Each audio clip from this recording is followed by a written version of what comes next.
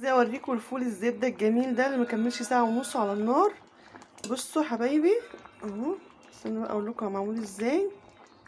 اهو شايفينه عامل ازاي، بصوا لونه عامل ازاي، ما حطيتلوش ليمون ولا حاجه.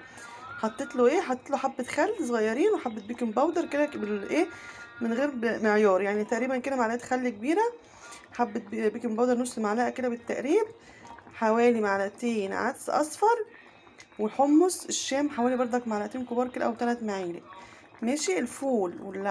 والفول والحمص كنت نقعهم من بالليل. ماشي. غسلتهم طبعا من ميه النقع كويس جدا، وبعدين انا حطاهم في حله يستانلس ما يجرالهوش حاجه. ده نص كيلو فول، والفول ده على فكره مش بلدي، الفول ده مستورد.